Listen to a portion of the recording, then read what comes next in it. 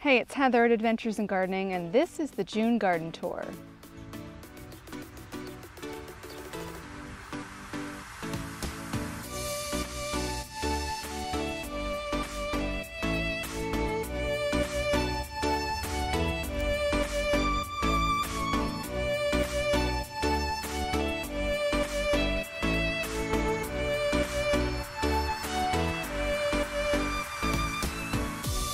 So here we are in June, and I am just finishing up plant sales for the year, and this is when the real gardening gets started for me. So I just wanted to walk around with you today and show you some things that I think are looking really good, give you some updates and show you progress on some things, and just show you really how pretty the June garden can be. So let's get started out front.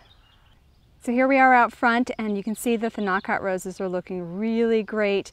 They are a winner when it comes to plants that can grow right on the road. They don't mind the salt, they don't mind the sand, they don't mind the sun, and they bloom a couple times through the season. And underplanted is Lysimachia that some people love it, some people hate it. I love it. I do pull it liberally when I need to. I just think it makes a great ground cover, and what a nice contrast for the color of knockout roses. So here in the front is my rhubarb that's looking really nice. And the dahlias have all been planted, and you can see my little dishes that are set out with beer for the slugs. I have not taken off my pink striping tape with the names on them yet, so yeah, a lot of work to be done yet with the dahlias, but we will see them another day. I want to show you this front garden bed here. The front is really filling in nicely. The hellebores are gone by, but the greens are looking really nice still, and the Dutchman's pipe vine is blooming right now, and it's made a lot of progress. Let me show you these blooms because they're weird and interesting. So this is the flower. This vine is the host plant for the pipe vine swallowtail, which we are a little north. This is the flower when it opens right here. Yeah, we're a little north for the pipe vine swallowtail, but that does not mean that we will never see it. So I'll keep you posted on that. So you can see how nice it's coming along. The elderberry, this beautiful green elderberry is looking really nice this year. I had to cut it back hard. The nigella has naturalized really cool. I love nigella. I like that it sows everywhere. The chocolate chip ajuga is filling in really beautifully. The daffodils have gone by, and the greens are going to stay probably through the end of this month. The Weigelia's just past bloom, but it was really pretty. That's the tuxedo Weigelia. More nigella. I did put some zinnias in here, so that'll fill in.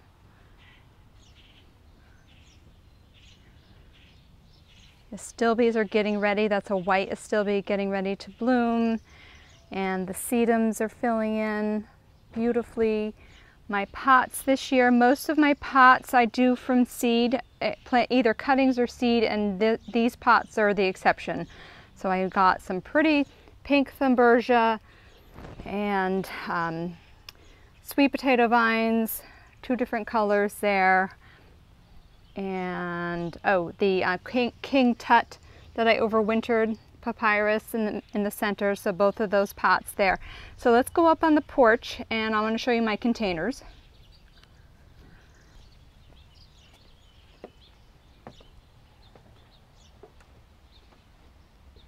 So the petunias are either seed grown, or I did them by cutting the Calibrachoa. These are cutting, those are Senior's Hope Dahlia, and it is a bulb that has not taken off for me, so that's why it's in these pots, because I want it to get big and strong so that I can plant it in the garden. The pansies are store-bought. I bought a whole flat of these pansies. This variety, this is Delta. Delta something. It really holds up well in the heat of the summer, so I planted them last year and I'll plant them again and again. The coleus are all from cuttings, ones that I overwintered on windowsill. So it's just a way to fill my pots and have them look good that's really economical. I think they look nice. This is a little fairy garden that I did for my granddaughters. And they play with the little figures in here.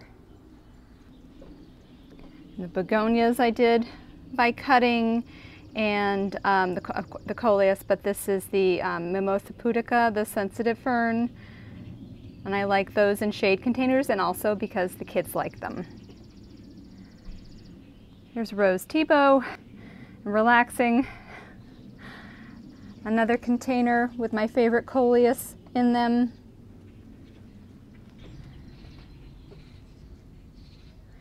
And that is a fig tree that my friend Heather gave me.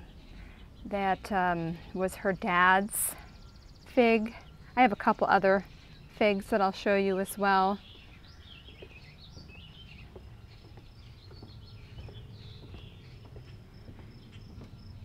I rarely ever show my citrus trees. This is my corner of citrus. And Ponderosa lemon.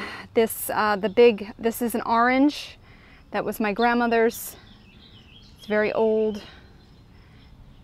Some more lemons down here. This is a fig tree that I just transplanted. Another orange, I think this is called Autumn Gold, and then this one is Australian finger lime. So those are the citrus. And this is another little fairy garden pot that I did for the girls. Anything to keep them up on the porch because it's easier. It's just easier and safer on the porch with them. I use river rock for stepping stones, and succulents that I had in the greenhouse, broken pots, little critters in there. Oops, for them to play with. And then I have an olive tree over here and a calamondin orange. So before we go into the back garden, I want to show you right over here. Well, this is lamb's ear, blueberries, echinacea, and then the garlic is here, and this corner right here, I will be putting the peppers over here. There's some shallots, some lettuce that every day, this is just the wrong place for the sanguine lettuce. Every day it wilts. So I'll just, I don't know. We might not eat it. The chickens might have it instead, but some kale, some mustards. There's eggplant now planted along the back, but this is the perfect place for peppers, so they will go in here. So the poppies were just gorgeous. From a distance, they still look really good, right? Yeah, they do. The asparagus, I have asparagus kind of half-heartedly planted back here, and we did eat some of it, but not too much. But as you can see, the poppies are just about finishing up. The seed heads look really cool. Prairie fire tomatoes, there's 3 of them in here, and I have to trim everything back away from it. Some bronze fennel, and that's a Montauk daisy with some cranesbill popping up. This was gorgeous peony, but it has gone by. This peony, I forgot to put the rings on until later, but yeah, the peonies are just about done. This is the Sweet Autumn Clematis that I love this plant. It looks so good here, and it is pretty well behaved. In the pots here is, what is this? Coconut Nemesia, I think. It has a light coconut fragrance to it. I planted it really early. It can take the cold, and so far it's taken the heat really well. So we're just going to walk through this garden kind of quick because this garden has not had any attention at all. A lot of weeds need to be pulled up. Spiderwort right here, very pretty. There are some peonies still. The Beauty Bowl just about finishing for the season. That white one is gorgeous. We'll go on the other side in just a minute. There's some iris in here. A lot of weeds.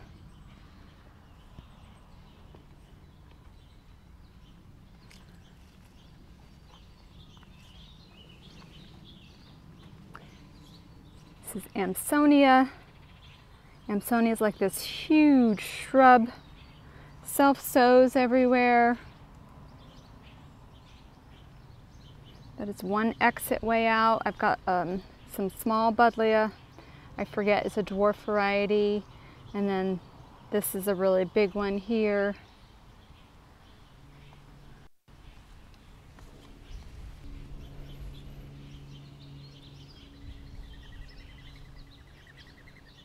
This is the shade section of the garden. A lot of hostas. These are year, except for that one, these are year 2. So the first year they did sleep and now they are starting to creep. That is sun gold Aurelia right there.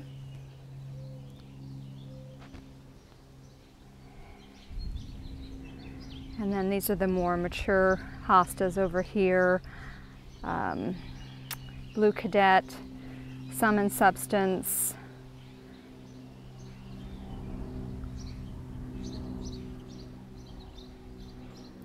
This was a new one last year.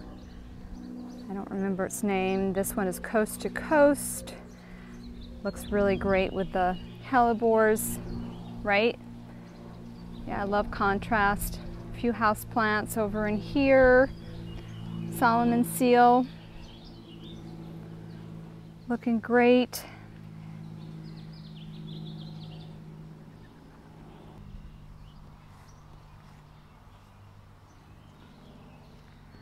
A lot of columbine was blooming. This is Bartzella. Really pretty.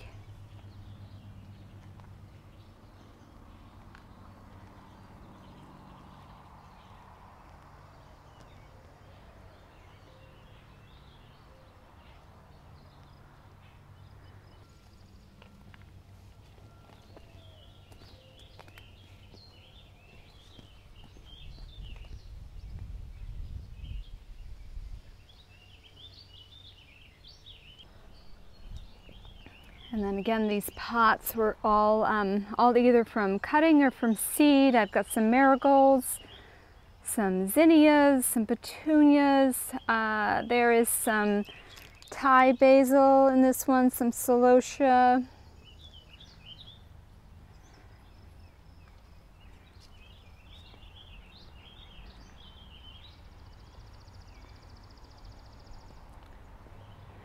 The peach tree here. Peaches are actually looking really great. Well, I mean, they look good. There's a lot of them. And as far as the cherry goes, well, the orioles have been in the cherry tree. Let's see. There were some earlier. Oh, right down here. Yeah.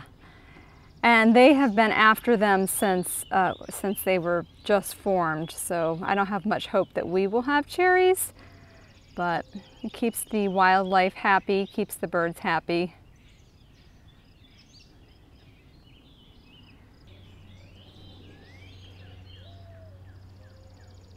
I think we'll go this way. Blueberries underplanted with strawberries, and I am picking strawberries every day now.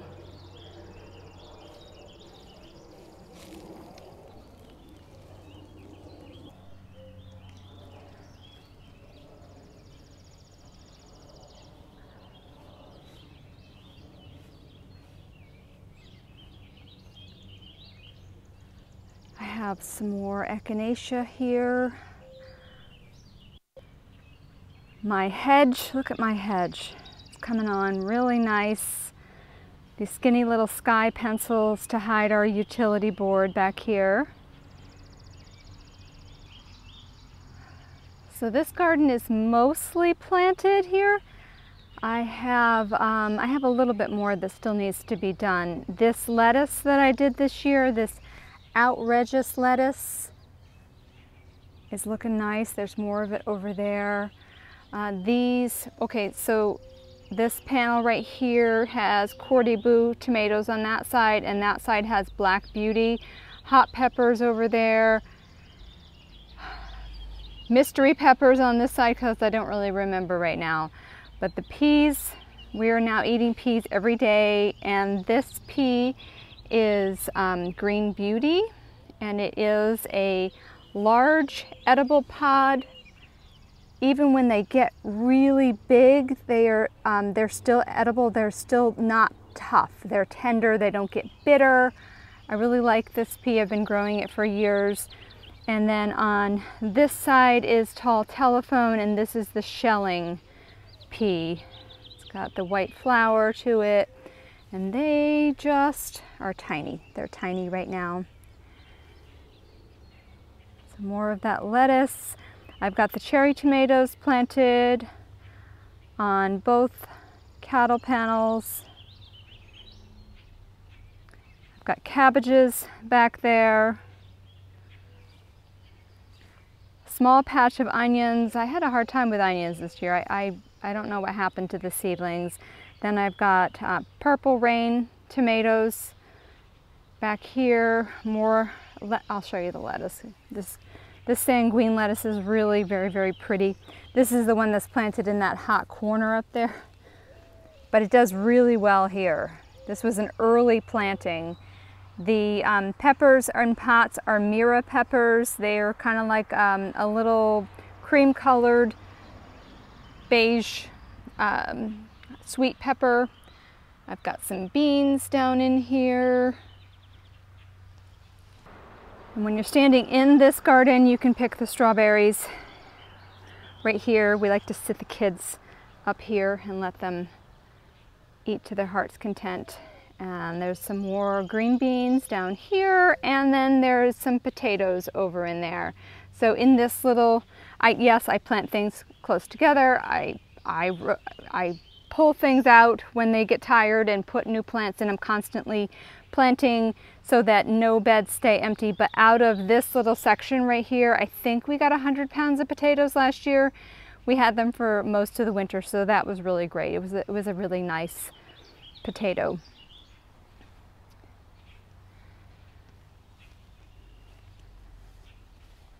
You can see the dappled willows. I have a few of those right there. It's so pretty.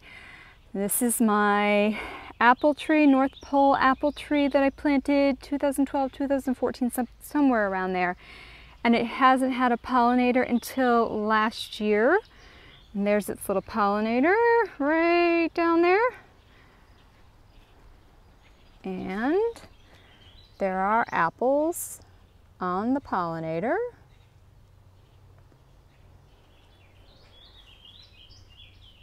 And there are apples here. So I'm excited about that.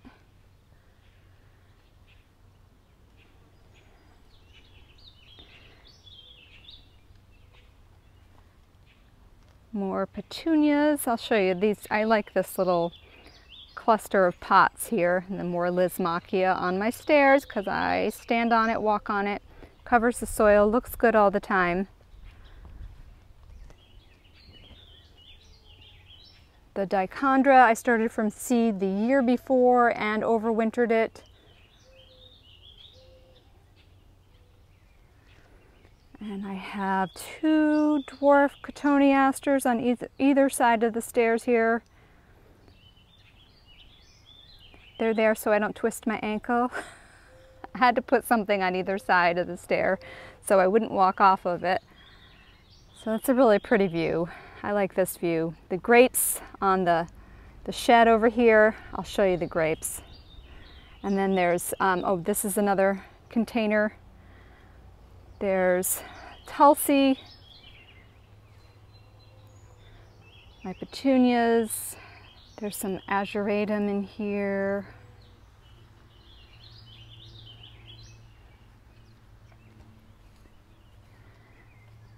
So this little row of Baptisia is just finishing bloom, and so this is special.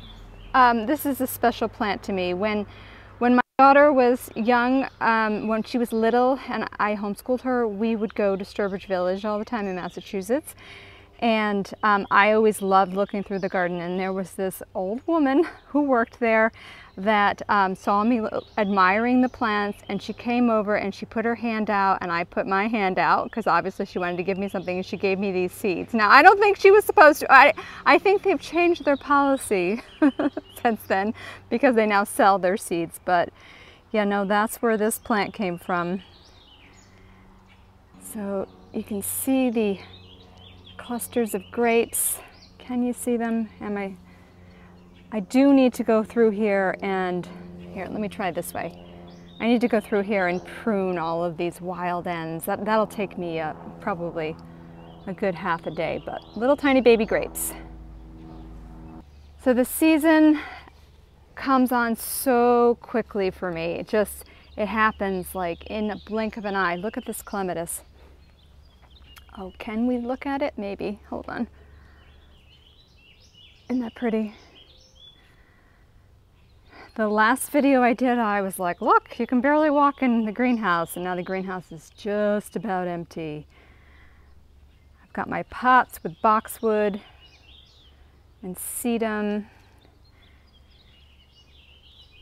And again, another little play area down here I've been working on for my granddaughters to sit and play while Mimi does some things in the greenhouse. Some more nigella, some zinnias I planted this year. This was one of the new, I really thought this was going to be an obnoxious color. I kind of like it. I like that orange. And up against the wall, I will put pots up against the wall because it's very sandy and rocky. Another little citrus tree that I have.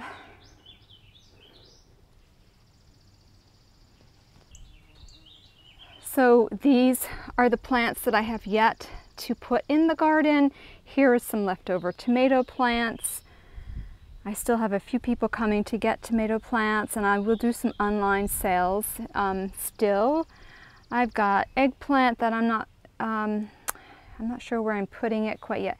But here are some, I have more calendula and some more celosia. These are all seed grown by me. We've had a slug issue this year. Some more Tulsi and some more beans. Oh my gosh, somebody get the water. Oh. That's the Leonotis.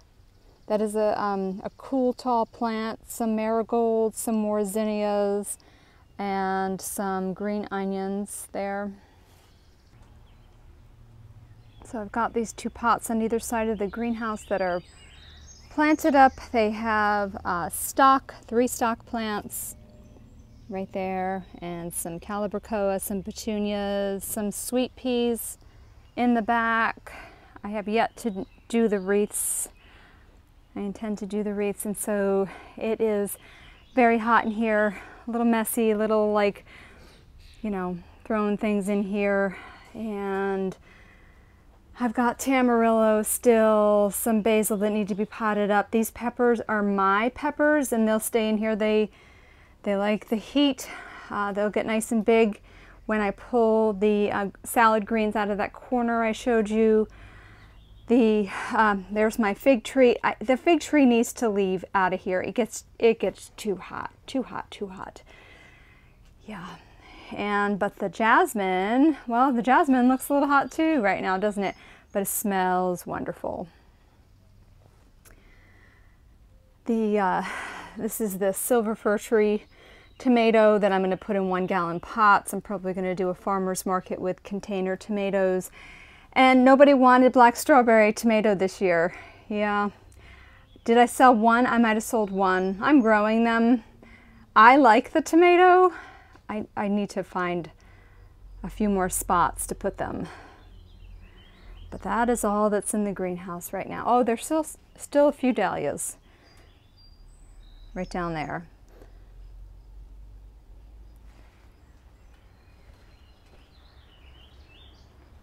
I planted gherkins in this pot right here. So I'm hoping it'll climb up the arbor.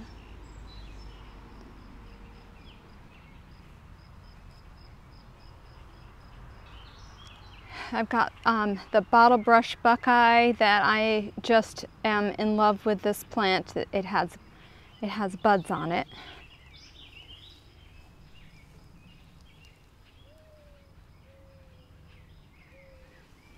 But I love the idea that it's going to take up space on this very, very difficult hill to mow.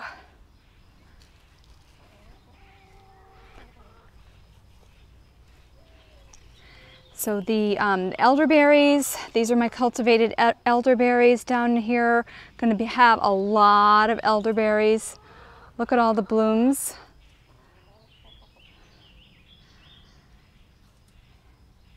And then tucked in here is a bleeding heart that is still blooming.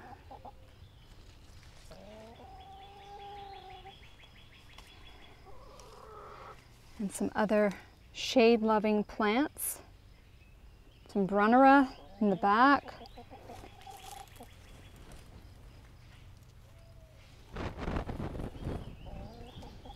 Eventually, these hostas will need to be moved because the elderberry will take over. This is that bronze carex that I grew from seed last year, which I really like. I put some ground cover thyme in here, so I'm hoping that'll fill in and have a contrast between the bronze and the mulch. There's the world's prettiest girls, doing what girls do. And this little vignette right here, I'm super proud of.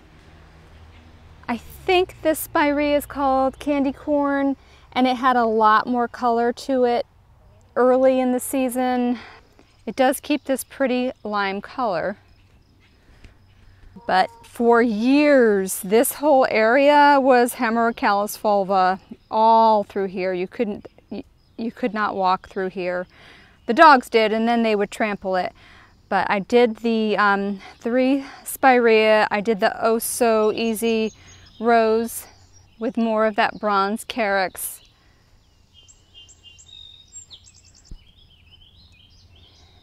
And so my bigger tomatoes have been planted. I have planted fewer tomatoes this year, so I'm just going to grow them further apart. I left all my strings intact, and I'll just have more leaders on each plant, and that's just fine. So we will visit this another day.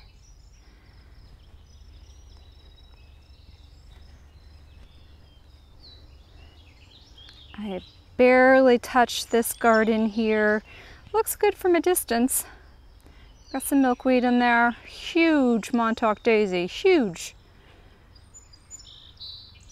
I have some valerian root.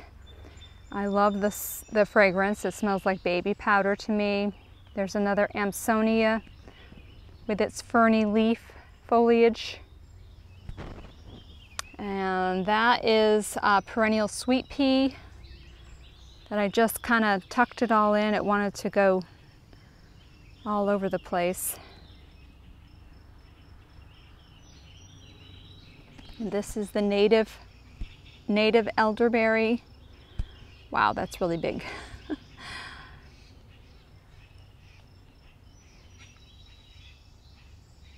The hill behind is a lot of aster.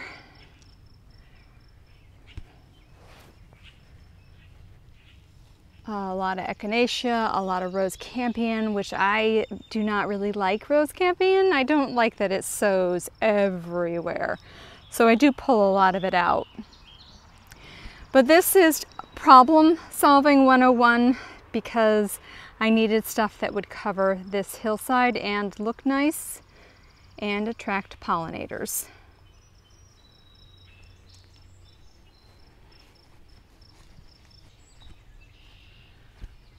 So in front of the chicken run here, I've got more hosta, more elderberry. This is a Strantia. Isn't that pretty? I like that so much. I think I want to get more of that.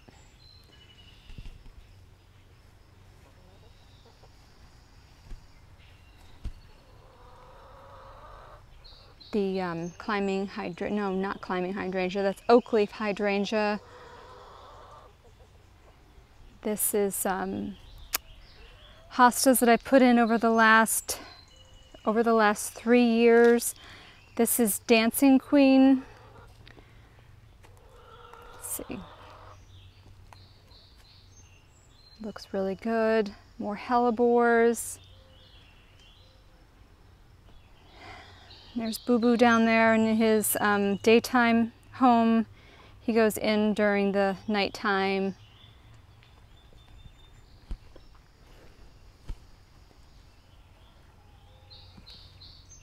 More hostas. I love hostas. And Endless Summer Hydrangea.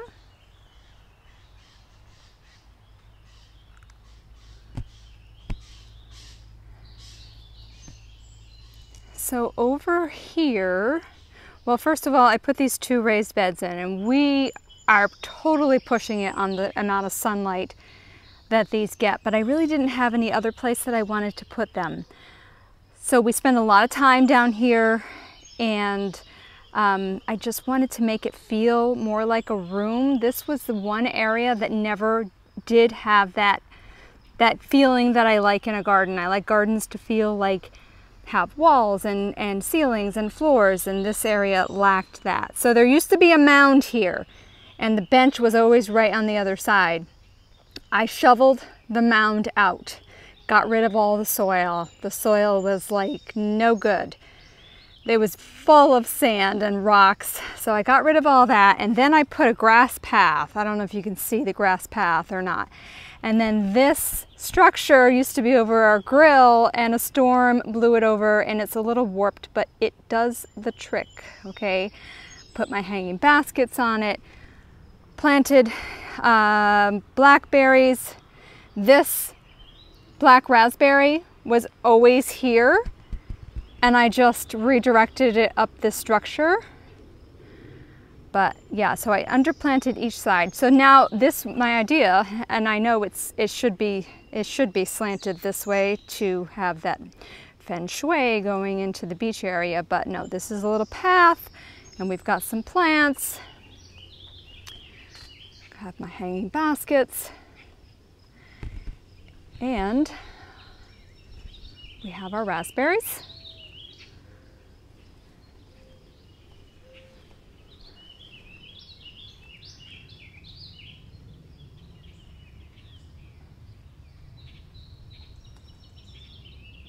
So I really like the way this looks, and I like the way that it came out. It's probably just a temporary structure, and then I will find something more permanent, because it did get a little warped when it got knocked down the hill by a storm.